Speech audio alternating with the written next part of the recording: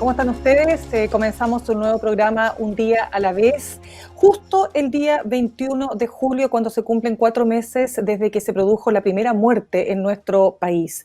Hoy día a las 8 de la noche, de hecho, se va a hacer un momento especial recordando a las personas que han fallecido como consecuencia del coronavirus. Esta misma semana el gobierno presentó un plan, el plan Paso a Paso, que plantea una serie de etapas para comenzar la desescalada, como se dice en otros países, el desconfinamiento, en fin, algo que por supuesto es muy deseado por un montón de personas que naturalmente se han visto afectadas tanto en lo emocional como en lo económico, producto de las restricciones que genera esta pandemia. Pero ¿cómo hacer que este plan funcione para que el comercio se pueda abrir nuevamente, para que podamos volver a nuestros trabajos de manera presencial, para que de alguna manera podamos ir retomando cierta normalidad sin que signifique nuevos brotes o rebrotes, tal como ha ocurrido en otras localidades del mundo? Bueno, de eso justamente queremos conversar hoy día y quiero presentarles a un panel muy, muy interesante. Aquí estamos con Carolina Herrera. Ella es doctora broncopulmonar, intensivista, trabaja en la UCI del Hospital de la FACH. Carolina, muchas gracias por acompañarnos esta tarde. Muy buenas noches, Mirna, y como te dije antes, estoy, como ustedes ven, de turno, pero no me podía perder esta invitación. Tengo un refuerzo ahí afuera en mi turno, pero si pasara cualquier cosa me tengo que parar y me tengo que ir, así que ese es mi Lo compromiso. sabemos. Muchas gracias, Carolina. De todas maneras, tenemos también a otro médico, Renato Chacón. Él es anestesiólogo, trabaja en el departamento de anestesiología, en el área de anestesiología de la Exposta Central y también de la Clínica Dávila. Muchas gracias, Renato, por estar con nosotros también. Muchas gracias, Mirna. También muchas gracias por la invitación. En primer lugar, lo primero es declarar los sentimientos. Carolina y yo somos compañeros de promoción de la gloriosa Universidad de Chile, de la promoción de 1997. Nos conocemos hace mucho tiempo. Nos queremos. Y nos queremos mucho. Y compartimos los datos que vamos recabando, los vamos compartiendo constantemente y discutiéndolo en un chat que es muy entretenido y que tiene mucha gente muy, muy valiosa. De todas maneras, todos son valiosos. Todos son valiosos y ustedes son unos secos, pero también tengo un seco en data. Ahí está Antonio Díaz Araujo, porque tu apellido es compuesto. Antonio Díaz Araujo, él es director de espacio público y también gerente general de Anholster.com, que es una empresa que se dedica justamente a la Big Data, se llama Data Science. Y Antonio, tú eres un actor muy importante en esta conversación, porque justamente en el manejo de los datos y la transparencia de la información y de lo que se ha llamado, ¿no es cierto?, los indicadores que estén en condiciones, ¿no es cierto?, de mostrarnos cifras buenas para producir esta desescalada o este desconfinamiento. Bueno, ahí tu rol es fundamental, así que muchas gracias, Antonio, por acompañarnos esta tarde. Gracias a todos ustedes por la invitación. Gracias, Carolina, gracias, Renato. También soy un egresado de la Chile, pero de Pochef. Yo también. ¡Viva la Universidad de Chile! ¡Qué honor conocerte! ¡Qué honor conocerte!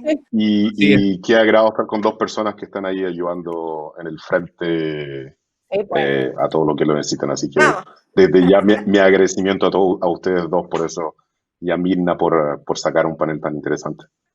De todas maneras, y por lo mismo, sí, pues, mira, yo quiero partir, es que, a ver, lo que me gustaría mucho para que todos los que nos están viendo hasta ahora porque hay muchas inquietudes, por supuesto, a mí me preguntan todos los días ya, pero ¿cuándo? ¿Cuándo se va a producir? ¿En 1, 2, 3 semanas?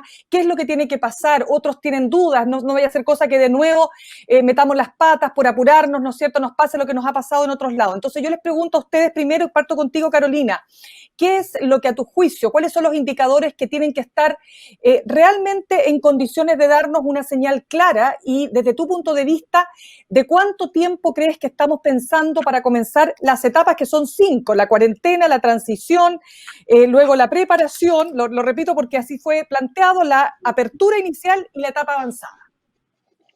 Mira, desde mi punto de vista de la medicina intensiva, y ahí yo creo que Renato es el que tiene el Big Data, él elabora, de hecho, los gráficos con los que todos los intensivistas nos movemos. Yo te diría que una de las cosas muy importantes es retomar una cierta proporcionalidad en cómo los intensivistas tratamos y manejamos nuestras unidades. ¿Por qué te digo esto? Porque resulta que cuando tú dices voy a necesitar llegar a un nivel de ocupación de camas del 85%, por ejemplo, es muy distinto cuando estamos hablando de las 1.000 camas que teníamos al comienzo de la pandemia a las casi, no sé, 2.600 o 2.500 camas que pudiéramos tener en este momento, porque esas camas no están puestas en el set real, habitual y de mucho control y cuidado con el paciente. Esto quiero decirlo muy responsablemente. Es muy distinto ventilar a un paciente adentro de una UCI con personal absolutamente manejado, capacitado y que ha dedicado la vida a eso, a el mérito en el fondo que ha sido ventilar pacientes en unidades coronarias, en pabellones, en los servicios de urgencia. Esos pacientes significativamente, digamos, tienen que desaparecer ventilados por COVID en urgencias y tienen que desaparecer pabellones y el uso de máquinas de anestesia para que nosotros recién estemos pensando que estamos retomando una cierta normalidad. En cifras, yo te diría que tenemos que volver a un porcentaje de ocupación de camas del, Renato, corrígeme tú, 80% y no más que eso, porque significa cuando hemos tenido 85-90% de ocupación de camas que no hay camas, tienen que abrirse otras unidades. Entonces, por eso yo te diría que para nosotros falta tiempo. ¿Por qué? Porque los pacientes que están en este momento hospitalizados tienen para 14 días, incluso un mes todavía, de mantenerse muy usuarios de las UCIs. Sí, cerremos este punto, Renato, porque uno de los indicadores, claro, es ocupación 85% de camas UCI a nivel nacional, entiendo, ¿no? Positividad, es decir, de la cantidad de exámenes que se hacen, una positividad de menor o igual a 15%, parte de lo que se ha dicho. A ver, ¿cómo lo ves tú? Sí, efectivamente, si uno revisa cómo se construyó el plan paso a paso, es un poco el reflejo de las recomendaciones que el Comité Asesor COVID hizo en una presentación de una de sus minutas, la del 29 de junio. Resume varios de los puntos esto y que básicamente se resumen en tres grandes temas, que son la parte epidemiológica, la capacidad de detección y la condición de la red sanitaria, que es el punto que tú quieres cerrar ahora, que es qué es lo que pasa con la red sanitaria en este momento. Y la verdad es que, primero, efectivamente la red en algún momento colapsó en forma puntual, digamos, eso es muy importante, y luego de eso las cifras han empezado a mejorar progresivamente. Y efectivamente ahora estamos con un nivel de ocupación que es bastante más bajo que el que teníamos por ahí, por el 15, 16, 17 de junio, que fue cuando la red estuvo más estresada. Estamos hablando de varios centenares de pacientes menos que se ventilan, tanto pacientes totales como pacientes COVID. La pregunta es, ¿esto alcanza para decir que la red está desestresada? No, la red todavía está en condiciones anormales. Por varias razones, algunas de ellas las esbozó Carolina. Primero, no puede ser normal que la red esté así como está si es que se están ventilando pacientes en pabellón, que no es un lugar para ventilar pacientes. Ni si hay pacientes que se están ventilando en las UCI pediátricas, donde deberían haber solo pacientes pediátricos, hay pacientes adultos. Y si uno se fija en este número que aparece dentro del cuadro que muestra el plan paso a paso, que habla de menos del 90 o menos del 85% de ocupación, parece razonable. El problema está en definir a qué 85% se refiere ese número. Y para eso voy a dar un número que es bien importante. Cuando partió la pandemia, en Santiago existían entre la parte privada y pública, habían 408 ventiladores. Cuando se llegó al pic, habían 1.700, 1.000, creo que la cifra tengo por ahí, pero en definitiva, lo que se ocupó no fue el 100, fue el 408% de la red. Entonces, ¿en qué número vamos hoy día? Hoy día vamos en el 199%.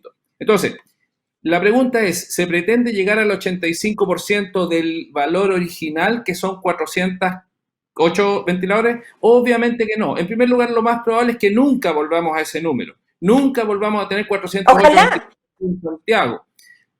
Lo que tenemos que buscar, tampoco es correcto buscar el 85% de ese máximo de 408%, porque aún así la red está muy expresada. Y probablemente se va a llegar a un nivel intermedio, que de hecho el doctor Regueira, el presidente de la SOCHIMI, sugirió que fuera menos del 200%, que más o menos equivale a menos de 1.000 pacientes ventilados.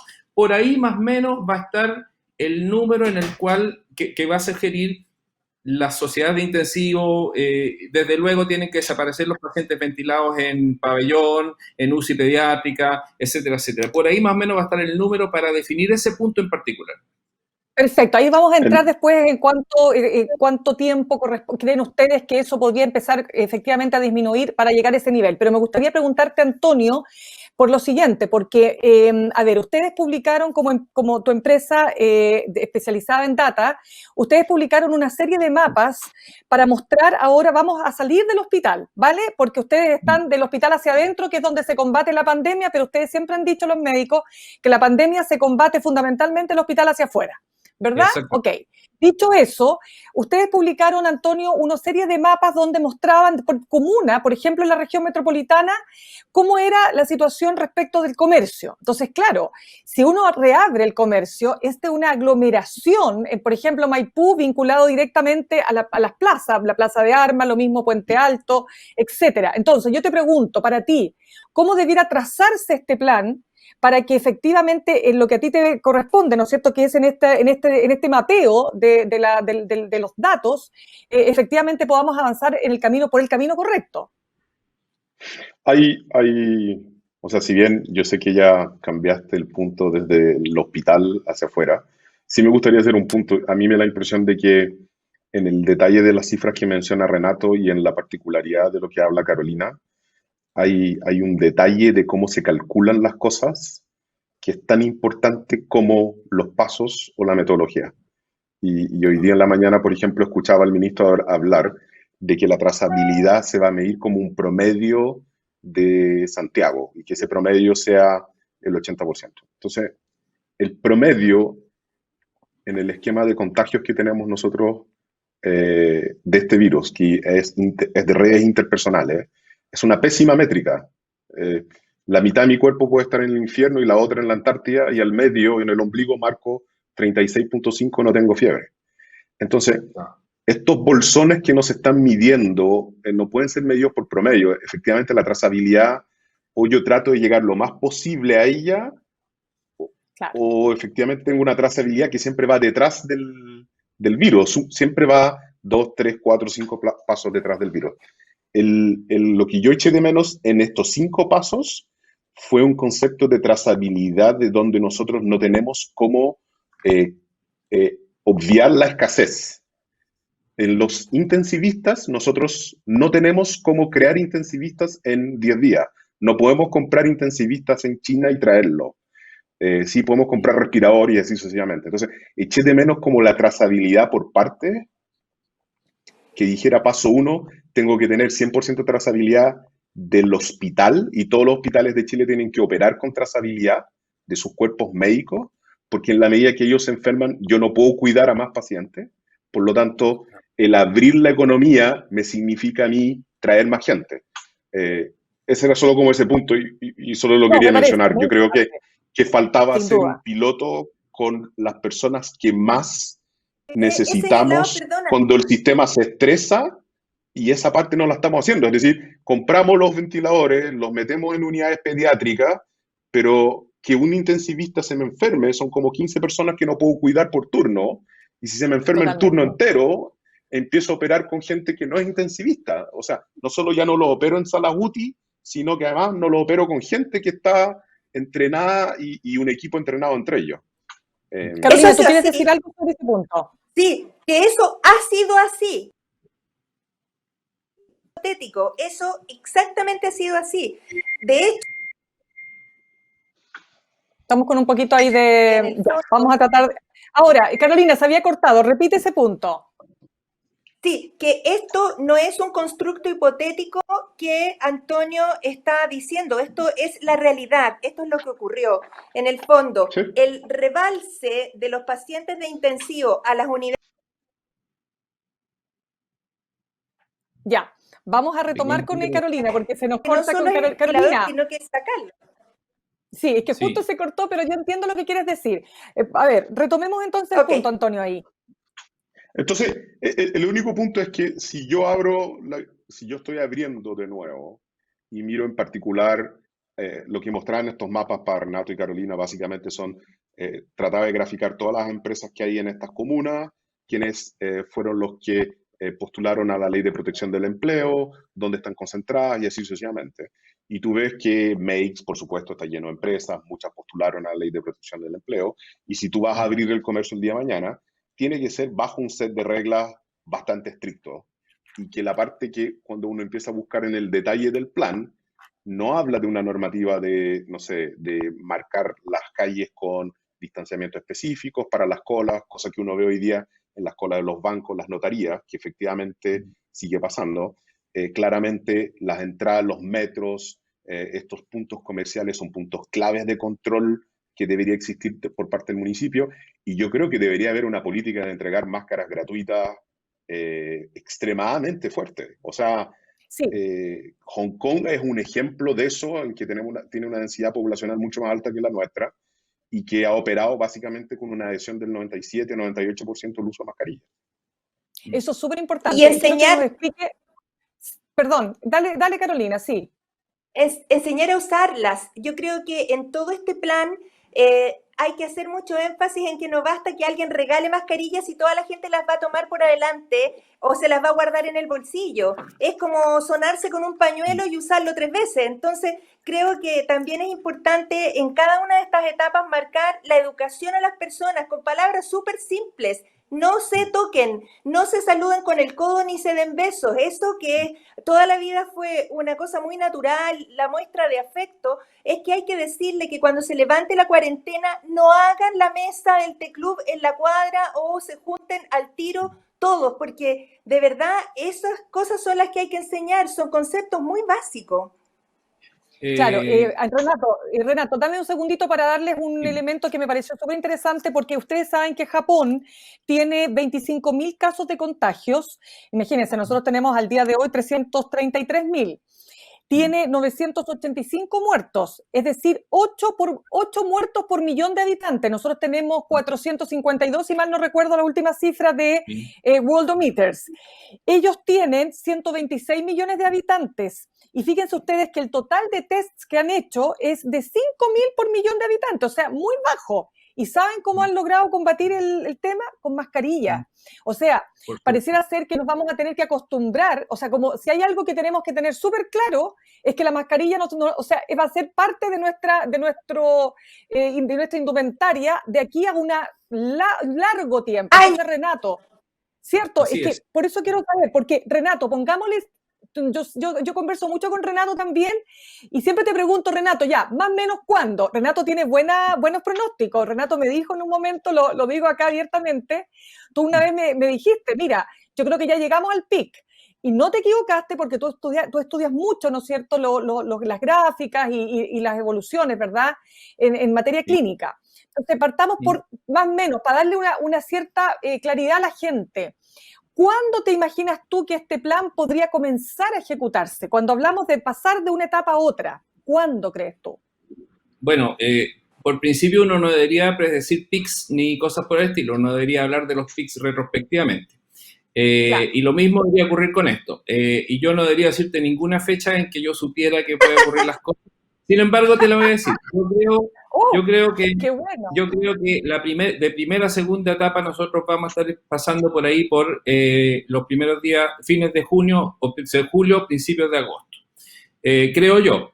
Porque si tú analizas los requerimientos que hace el mismo documento de paso a paso el ministerio en términos de trazabilidad, en términos del ERE comunal, en términos de la disminución sostenida por 3 semanas de los casos, la positividad regional, etcétera, etcétera. Nosotros estamos más o menos en algunos de ellos bajando como yendo hacia ese sector.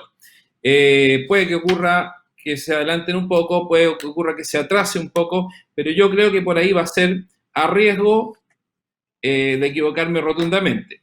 Quiero volver a una cosa, eso sí, antes de eso, y quiero poner un punto de optimismo dentro del pesimismo, que es lo siguiente.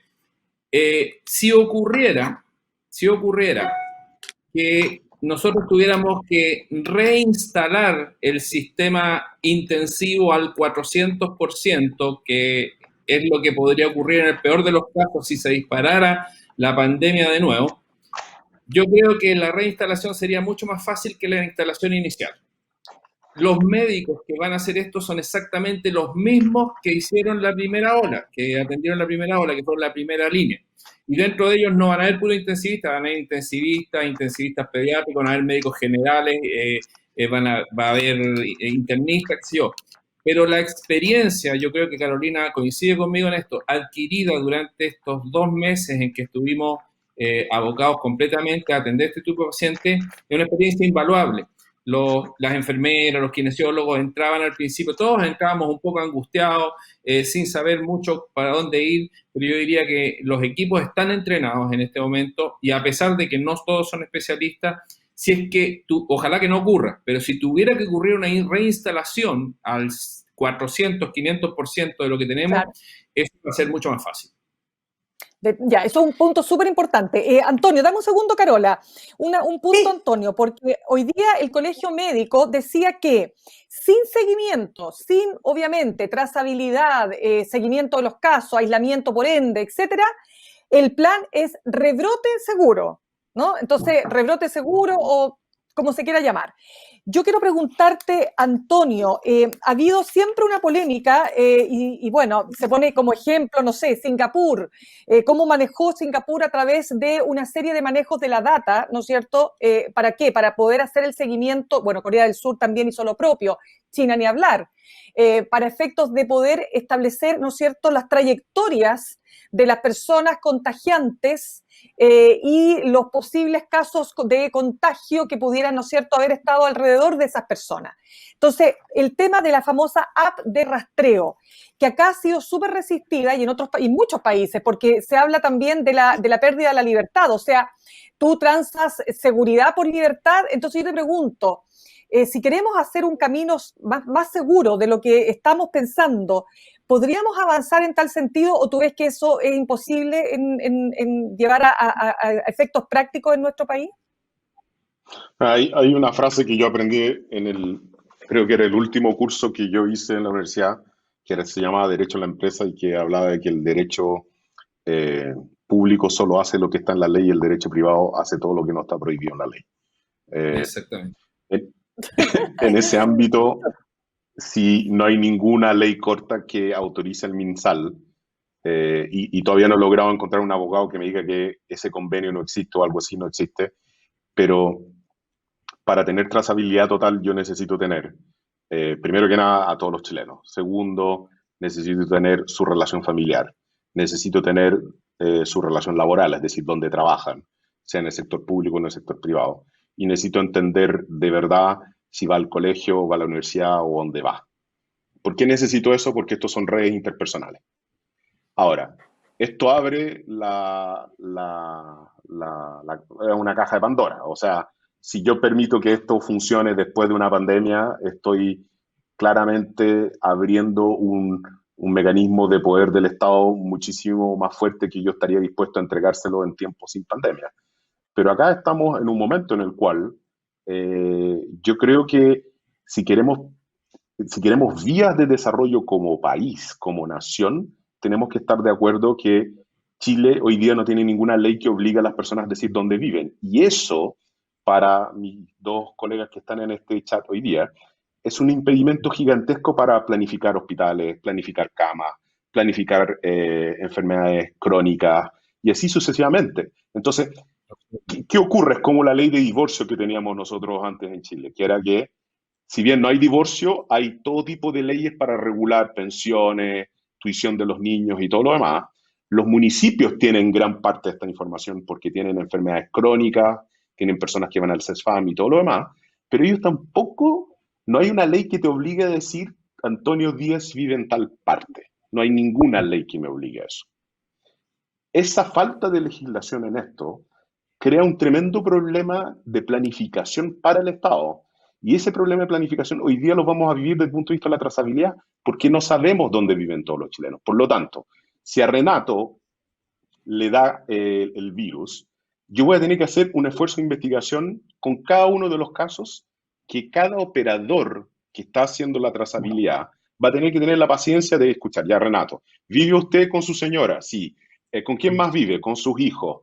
Y la plataforma que está hecha hoy día del COVID, por lo menos las pantallas que yo vi del Epivigilia, yo creo que se llama, no es una plataforma que ayude al operador a hacer este trabajo rápidamente. Por lo tanto, la tasa a la cual él puede hacer una trazabilidad es lenta. Por lo tanto, mi creencia es que tú tienes que tener toda la información junta y una interfaz que ayude al que hace la trazabilidad a hacerla con clics rápidamente y decir, Renato vive con su señora, 3 hijos, los 3 hijos van a la universidad, porque eso va a abrir todas las mallas que tiene que notificar, todas. Es decir, desde el trabajo Renato, al trabajo la señora Renato, al trabajo los hijos de Renato, al trabajo los colegios de los hijos de Renato y así sucesivamente. Ahora, esto es una discusión que en tiempos de excepción como este yo me pregunto si preferimos gente viva sin privacidad o gente que fallezca con privacidad. No lo quiero poner en un extremo del diálogo, pero estamos en este extremo, que es que la aplicación que hicieron inicialmente era extremadamente invasiva. Preguntaba enfermedades que no tendría por qué preguntar si estoy haciendo solo trazabilidad. Era una enfermedad que me preguntaba de nuevo mi root, que me preguntaba mi teléfono, que me preguntaba un montón de cosas que yo creo que eran absolutamente innecesarias para lograr una adopción rápida de esto por parte de la población. Entonces, el hacer un tipo de herramienta que es invasiva desde el principio es una mala estrategia para lograr que esta tenga una adopción por parte de las personas. Pero también el no reconocer... Bueno, dale, perdón. No, perdón, Antonio. Quiero solo darle la palabra a Carolina porque entiendo, Carolina, que te tienes que ir porque estás con tus labores ahí en la UCI del Hospital de la FACH. Cuéntanos, Carolina, ¿qué te parece esta discusión? Y a ver si nos das tu última impresión también de cómo te imaginas tú la instalación de este plan y para hacerlo además creíble para la gente, ¿no? Que la gente comience a tomar las medidas que son necesarias justamente para que el retorno sea, naturalmente, que sea seguro para todos, pues.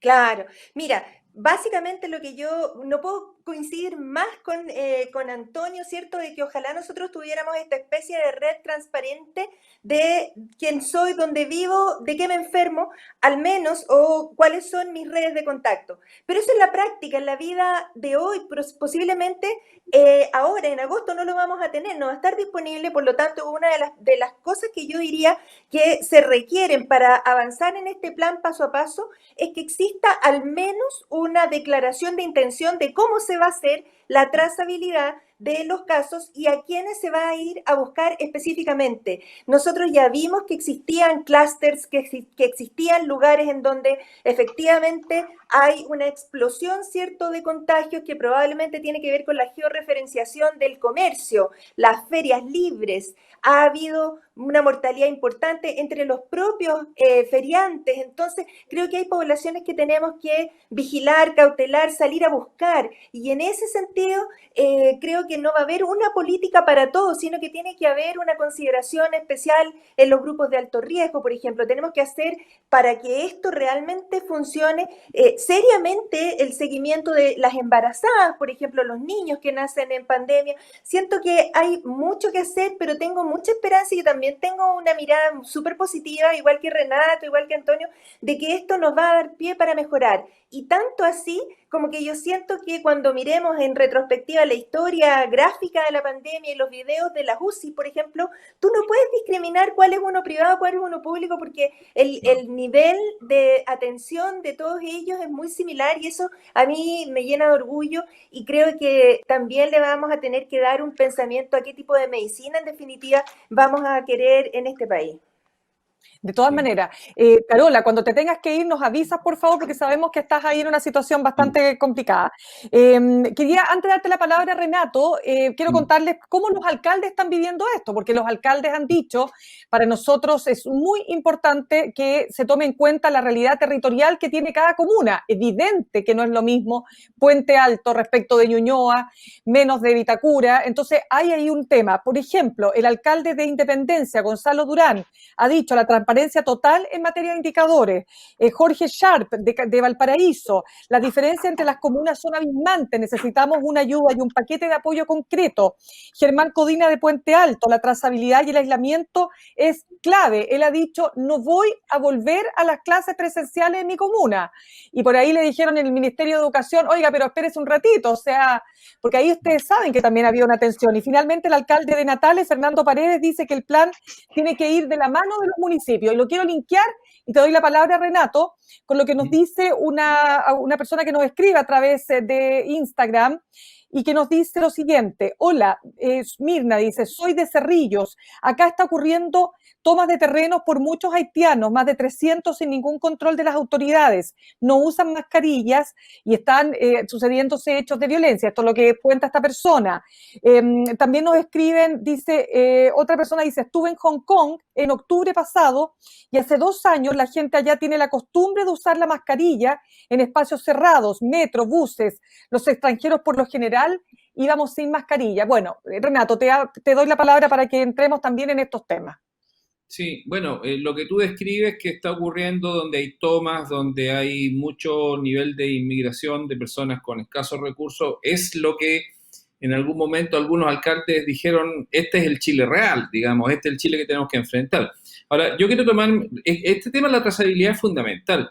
Yo recuerdo una entrevista que se hizo, creo que en Radio ADN, a Caterina Ferrecchio, que es una de las miembros del comité asesor, que dijo una cuestión que es fundamental.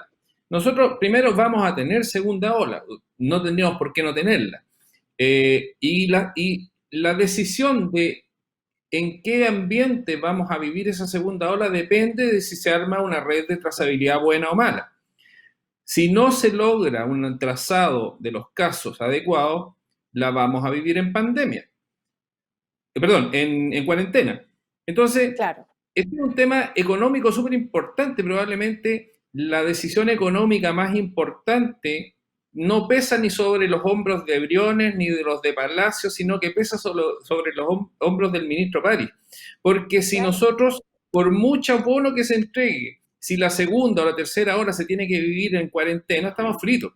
Esa es la realidad. Entonces, claro, desde luego, lo que queda claro es que medidas como la que tú señalas de aplicaciones de rastreo ya no se aplicaron, ya no se han armado.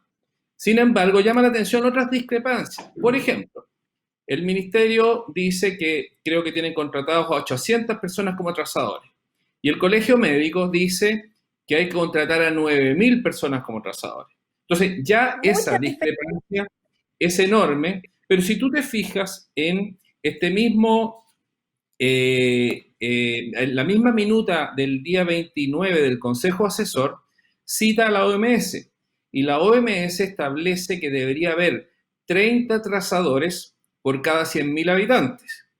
Si tú multiplicas eso por 17 millones de personas, quiere decir que en Chile no hay que tener 9.000, pero tampoco hay que tener 800. Hay que tener 5.100 trazadores. Y que en Santiago hay que tener 2.100 trazadores. Entonces, sería súper bueno definir finalmente cuál es el número adecuado de este ejército que se requiere de trazadores que nos convierta a nosotros, los médicos que hemos estado en la primera línea, en la segunda línea. Es decir, no hay nada que nos gustaría a Carolina y a mí más que el no ser la primera línea en la segunda ola, sino que ser la segunda línea que solo tenga que atender a aquellos pacientes que no pudieron ser trazados o los pacientes que lleguen descompensados luego de haber intentado hacerlo a nivel prehospitalario. ¿Y los crónicos que quedan, Renato? Claro, miren, les sigo... Bueno, es un tema súper importante. Sí, les sigo compartiendo las opiniones y le doy las gracias a todos los que nos hacen llegar sus opiniones. Por ejemplo, acá nos escribe Pablo Esquella, Dice, la experiencia mundial indica que aún no es el momento de implementar el desconfinamiento, más aún considerando la temporalidad del hemisferio sur. También nos escribe ese Pantoja, se habla de la segunda ola en base a cantidad de PCR positivo y no de hospitalizados, y eso es lo importante. Patti Parra dice, el uso de la mascarilla, hasta los ministros y políticos no saben usarla, la toman a cada rato para acomodarla. Bueno, a ver, te pregunto, Antonio, tú dirías que, yo desde los datos siempre, después los médicos nos van a hablar desde su mirada, desde lo que viven ellos en los hospitales y en las clínicas. ¿Tú dirías que estamos lejos todavía para aplicar este plan o no? O sea, yo creo que el plan de trazabilidad que yo estoy discutiendo acá con ustedes es algo que yo vengo proponiendo personalmente y con mi empresa desde el mes de marzo al gobierno. Es software que existe, que se podría haber implementado, que de hecho Anhoster lo está entregando gratuitamente a cualquier hospital público de Chile la implementación. Y estamos partiendo con el Sotero del Río, el Hospital de la Chile, un hospital en Chillán y así sucesivamente. Y más bien lo estamos entregando gratuitamente para ver si nosotros operamos como virus dentro del Estado y tratamos de demostrar que se puede hacer, que no es muy difícil y que basta, y que hay un tremendo problema en esto. Yo tal vez en esto entre tal vez en algo polémico, pero no lo quiero ser. Acá el tema de los datos requiere pragmatismo y la mesa de datos y la mesa que ha trabajado en esto, yo siento que le faltan personas con experiencia en resolver estas problemáticas de datos en el día a día y que lo hayan resuelto antes. Y segundo, yo siento que faltan muchos trabajadores sociales en la mesa que entiendan por común o por distintas realidades de contexto las necesidades que tienen en uno u otro sector, porque es muy difícil, es muy distinto una trazabilidad en Ñuñoa versus una trazabilidad en Puente Alto, por el confinamiento, por el hacinamiento, por la ubicación de las personas y así sucesivamente.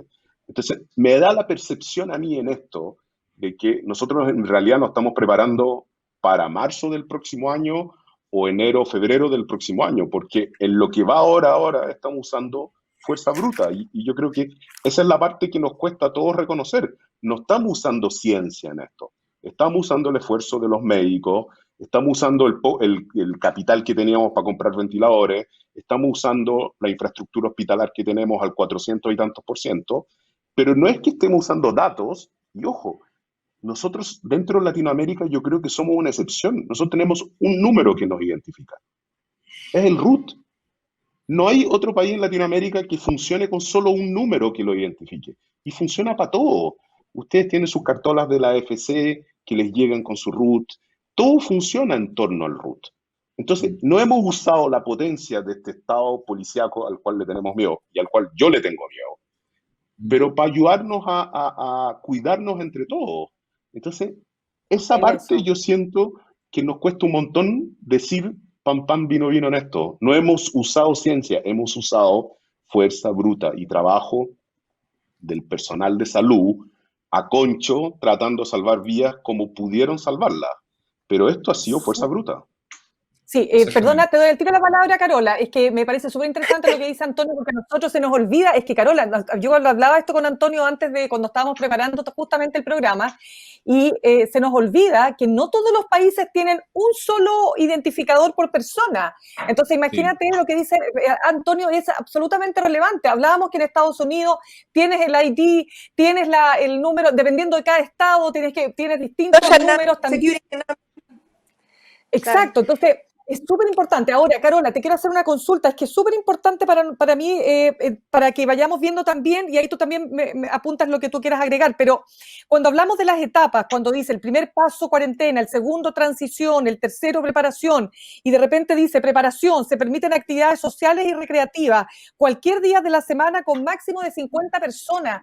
A ver, ustedes como médicos, ¿basta la mascarilla y me puedo juntar con 50 personas? No, en serio, quiero saberlo.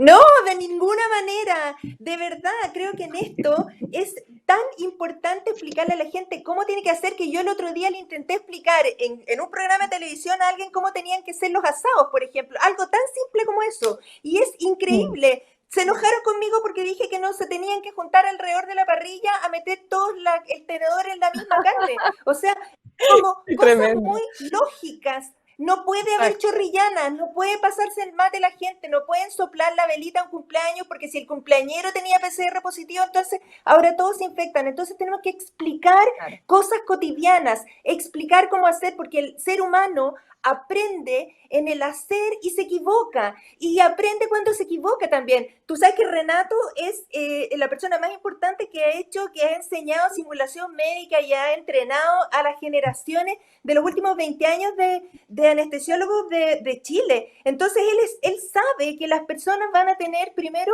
una curva de aprendizaje, pero tenemos que repetir hasta el cansancio cómo tienen que hacerlo. Ahora, antes que se me olvide, lo que quería apuntar y que estaba con la mano levantada antes es que el tema de la trazabilidad en Chile, para que esto pueda partir, no puede ser basado en la desigualdad de la municipalidad de, ¿cierto?, Cerro Navia, que tiene una alta mortalidad comparado con Vitacura, que tiene la mortalidad más baja de enfermos por COVID. Tenemos que entender que tenemos que darle a la gente la seguridad de que la trazabilidad no queda en manos de experiencias puntuales, locales, municipales, sino que tiene que ser algo que sea igual para todos, y en eso hay que darle un pensamiento en cómo hacerlo, cuál es la figura, lo que sea. Ahora, Antonio, créeme, tenemos un RUT, sí, pero tenemos toda clase de sistemas hospitalarios y extrahospitalarios que no dialogan entre sí, ni siquiera dentro de un mismo hospital. Yo tengo un sistema para ver los exámenes, otro para los rayos, otro para anotar la ficha clínica, entonces tenemos que de alguna manera pensar cómo podemos hacer que sea realidad esto de que uno pueda tener acceso a los datos que, por supuesto, son confidenciales, no se pueden exponer, pero también tienen que dialogar entre sí. Sí, pues eso lo decía también. Sí. Por favor, Renato, dale, sí. Nuevamente poniendo la cuota de optimismo, yo no tengo idea qué es lo que estamos haciendo bien, pero algo estamos haciendo bien. Porque ¿por qué cambió la dirección de la curva?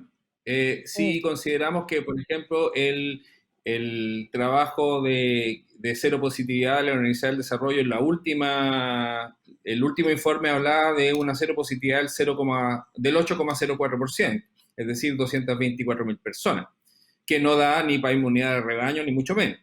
Algo hizo que cambiara la curva. Yo les puedo decir, por ejemplo, que mi hijo mayor, que estuvo en España, llegó el día a fines de marzo de allá, pues se vino, estaba haciendo, de hecho, acaba de terminar un magíster en Big Data, y cuando él llegó al aeropuerto le dijeron que tenía que irse en cuarentena con su señora y con su hijita, con mi nieta. Nadie lo llamó para preguntarle absolutamente nada de nada durante los 15 días, los 14 días. O sea, él podría haberse paseado por todo Santiago. El otro día conversando con un colega que también estuvo en cuarentena me dijo, no, me llamaron todos los días. Y todos los días la misma persona, ya éramos amigos y me llamaba, me decía, oye, ¿cómo estás? Etcétera, etcétera. Algo cambió y algo tiene que mejorar todavía. Lo que finalmente yo creo hay que ser pragmáticos. Nosotros no somos ni los japoneses ni los coreanos, ni vamos a tener ese compromiso con el orden, ni vamos a tener aplicaciones útiles en este momento. Y como dice Antonio, probablemente estamos preparándonos para varios meses después.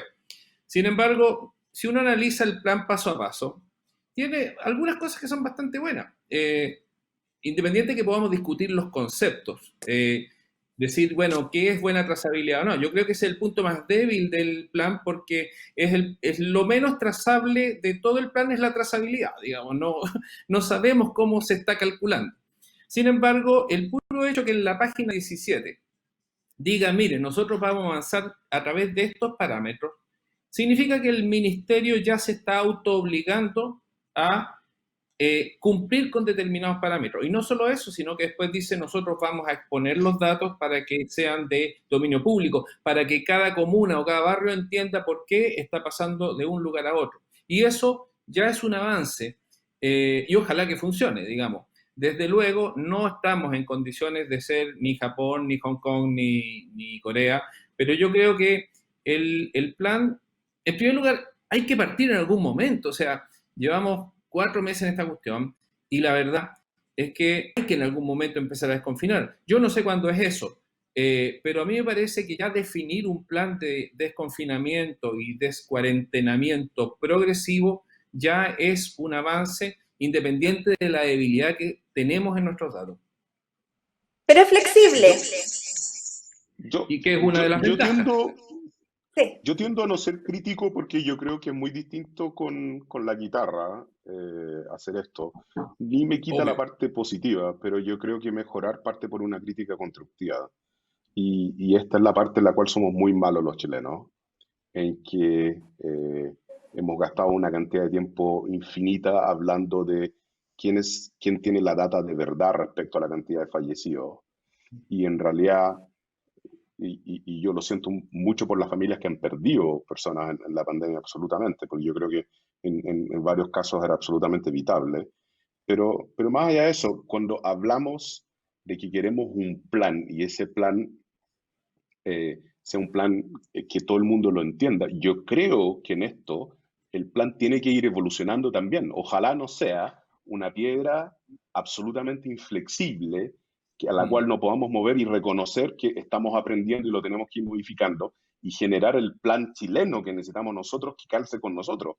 Yo soy muy malo para decir en esto que copiemos a los japoneses, Singapur, China, etcétera, porque yo creo que en esto el contexto cultural es muy importante. Pero sigo insistiendo que yo creo que esta mesa del COVID no puede ser solo una mesa de académicos, tiene que ser una mesa con gente con experiencia práctica. Y esa parte le falta profundamente cuando uno mira el detalle de las soluciones y los indicadores que están usando. Porque el tener, o sea, se los digo, nosotros estamos construyendo la solución que apoya el Senama en la trazabilidad de todos los hogares de adultos mayores. Los trabajadores sociales saben infinito de la problemática microscópica que en realidad tú tienes que resolver en esto. Y tal como lo decía Carolina, yo entiendo que los hospitales tienen sistemas que no conversan, pero también hay un problema gigantesco con los hospitales en Chile, es que cada hospital es distinto y opera en formas particulares de detalle que son cada uno distintos unos a otros. Entonces, estoy muy de acuerdo que el plan es un avance, muy de acuerdo.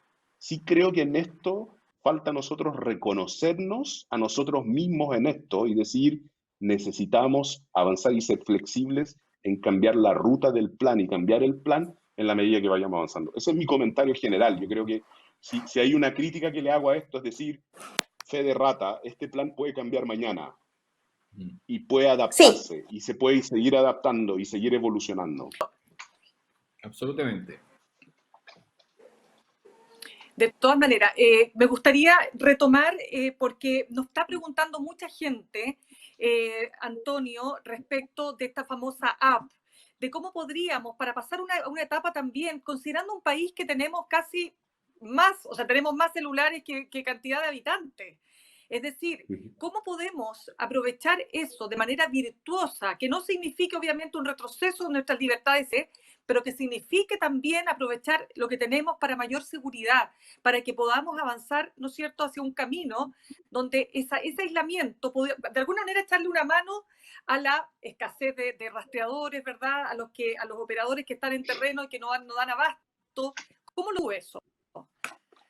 O sea, yo creo que tiene que ser una aplicación súper simple, que uno se loguea con algo que si uno quiere puede ser el número de teléfono de uno o un correo electrónico, y que uno diga si tiene fiebre, no tiene fiebre, tiene alguno de los síntomas del COVID, falta apetito, no siento sabor, y así sucesivamente, y lo informo a los grupos con los cuales yo trabajo. Y con eso ya estoy parando una vía de contagio tremenda.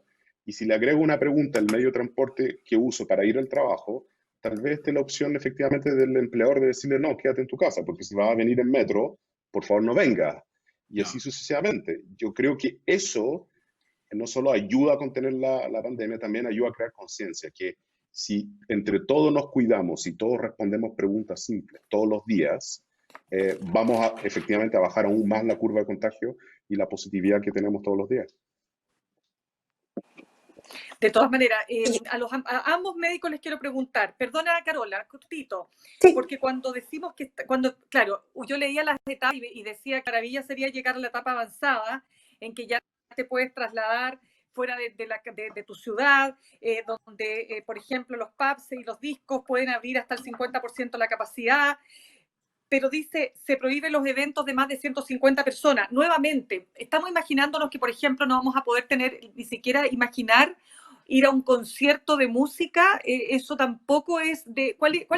No haya vacuna, ¿no podemos volver a pensar en algo así? ¿O qué? ¿O estoy exagerando?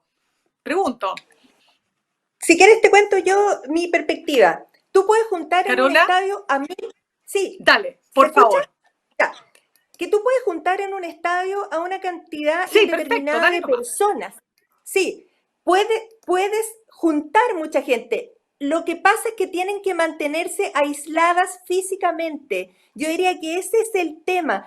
Tener 50 personas puede ser tan seguro como tener 5, ¿cierto?, que están abrazándose y besándose o interactuando en una mesa, pero son 5 casas distintas a las que después se van a ir y que eventualmente un contagio va a diseminar eso. Aquí lo que más importa, tal vez más que el número, es la conducta de las personas. La conducta de las personas significa no tocarse, esto lo voy a repetir 200.000 veces. Entonces, es más bien la conducta de los seres humanos lo que hay que tener en consideración. Y no, así como han dicho Antonio y Renato, que no hay que sentar solo a gente erudita a darle un pensamiento a esto, sino que hay que saber exactamente qué es lo que hace la gente, qué es lo que quiere hacer. A mí, tú sabes, yo tengo 50.000 seguidores en Instagram, lo único que me dicen es el día que termine la cuarentena nos vamos a juntar con toda mi familia a abrazarnos. Y eso es exactamente lo que tenemos que explicar que no debe ocurrir. Suena duro, suena más terrible eso que decir están todos guardados en sus casas, pero es que así tiene que ser. El plan debe avanzar, pero también debe avanzar considerando cuál es la idiosincrasia de nuestra gente. Aprender de los errores que hemos cometido. Absolutamente. Renato. Sí, quiero complementar con un solo dato lo que señala Carolina. Tú sabes que dentro de los decenas de miles de funcionarios de la salud que se han contagiado de COVID aquí en Chile, tú tienes que pensar que nosotros entramos a una habitación cerrada donde Carolina o yo vamos a intubar a un paciente, que es el proceso más aerosolizador, donde pueden dispararse gotitas de saliva en todas direcciones. Es por lejos el momento más riesgoso y por eso entramos forrados, llenos de mascarillas y cosas por el estilo. Sin embargo, los trabajadores de la salud que están en contacto con esos pacientes, donde más se han contagiado es en la sala de estar. ¡Claro! No a los pacientes, sino que se han contagiado cuando están comiendo en el almuerzo, cuando están conversando en el estar, cuando descansan o cuando salen afuera del edificio a fumarse un pucho. Digamos, ¡no! Ese es el momento. No, sí, yo sé que yo no fumo, yo tampoco. Pero ese es el momento en que han tenido más riesgo de contagio aquellas personas que viven todos los días frente al virus. Y eso demuestra una conducta social, porque lo dijo también en algún momento Regueira, no nos cabe duda, yo creo que Carolina y yo estamos absolutamente de acuerdo, es mucho más peligroso para nosotros ir al supermercado que atender a un paciente con una unidad de cuidados intensivos, ¿o no? Impresionante. Sí. De todas maneras, bueno, vamos a ir cerrando, se nos va acabando el tiempo porque lo que quiero es justamente, porque de eso se trata, ¿no? Nosotros queremos darle esperanza a la gente. Solo quiero pedirte un dato, Antonio, porque nuestro programa también ha estado muy enfocado en las últimas semanas a las pymes que la han tenido súper pesada, súper dura, y para ellos, para todos los que están arriesgando mucho, que han perdido mucho también y que necesitan, por supuesto, de alguna manera retomar una cierta normalidad, una cierta actividad. Yo quisiera preguntarte, en definitiva, ¿cómo ves tú ese proceso, ese tránsito, cuando hablamos de los restaurantes, cuando hablamos, ¿no es cierto?, de los pubs, que ya lo comentábamos acá, no sé, los gimnasios, que la tienen súper compleja, o lo que pasa, por ejemplo, con las personas que trabajan en los furgones escolares. También ha habido todo un proceso de reinvención, pero también es tan duro, es tan difícil. ¿Cómo ves tú lo que se viene, digamos, para ese sector de la población? Yo creo que una recuperación con bisturí por parte del ministro de Hacienda, el ministro de Economía, yo creo que hay una cara de solidaridad que tiene que venir de las empresas grandes respecto a las menores, que es no menor. Y yo creo que si no existe eso, vamos a tener una recuperación cada vez más difícil. Este shock de demanda y oferta que hemos tenido global, es decir, la gente no sale, no compra, la gente no puede ir a trabajar, no abre, es algo que no se ha visto en la historia de la economía propiamente tal. Claro. Siempre había algo que funcionaba. En un terremoto la gente puede salir, empieza a funcionar aunque sea sin luz, etcétera.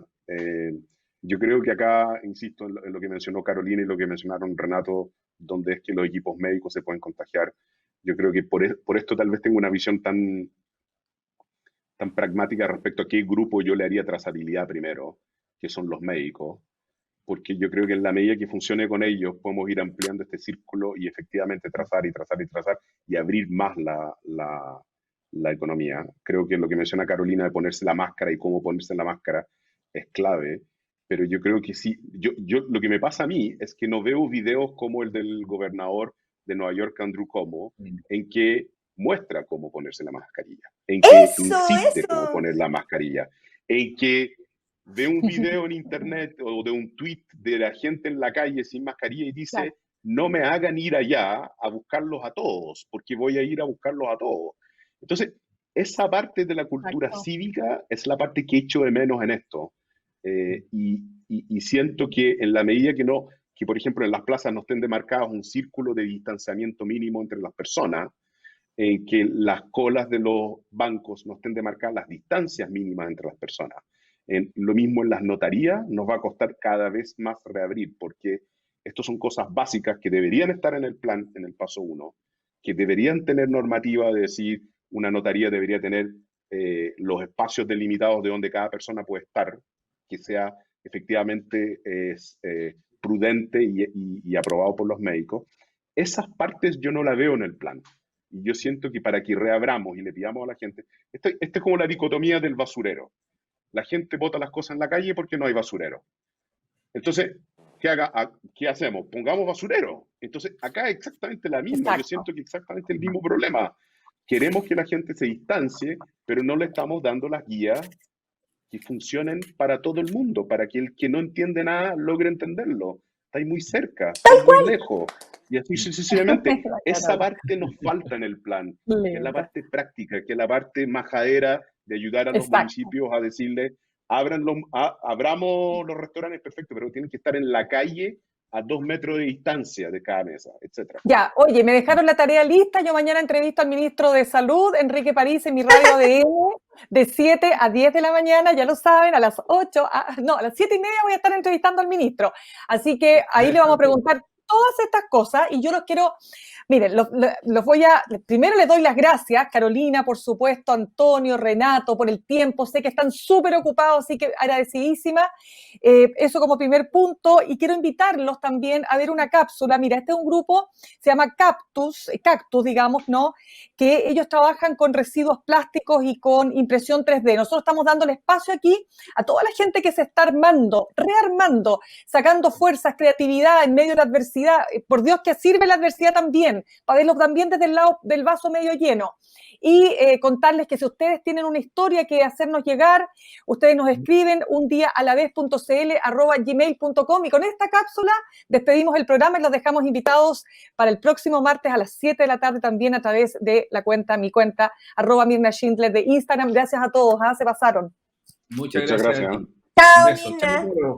Chao. Gracias. Chao, Renatito. Chao, Carolina. Chao, Renato. Chao, Antonio. Chao, Mirna. Hola, soy Julián Jana de Cactus y desde hace 3 años nos dedicamos a tomar residuos plásticos para transformarlos en filamentos para impresoras 3D.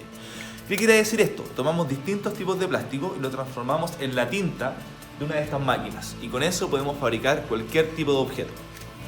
Ahora, debido al COVID-19, tuvimos que reinventarnos y utilizar nuestro conocimiento para hacer cosas útiles para afrontar la pandemia. Es por eso que nos juntamos con Copper 3D y Tom 3D, otras empresas dedicadas a la impresión 3D también, para fabricar esto. Esto es una mascarilla impresa en 3D con material antimicrobiano. Sabíamos que imprimir toda esta cantidad de mascarillas y hacerlas llegar a todo Chile iba a ser imposible si lo hacíamos solos. Es por eso que hicimos una convocatoria a todos los makers y a todas las personas que tuviesen una impresora 3D en la casa para que nos ayudaran a hacer esto. Gracias a esta sinergia logramos hacer llegar estas mascarillas a través de donaciones y ventas a las personas que lo necesitaban. Y así que ha demostrado que las nuevas tecnologías junto con la colaboración pueden dar salida o dar una gran ayuda a los grandes desafíos que tenemos como humanidad.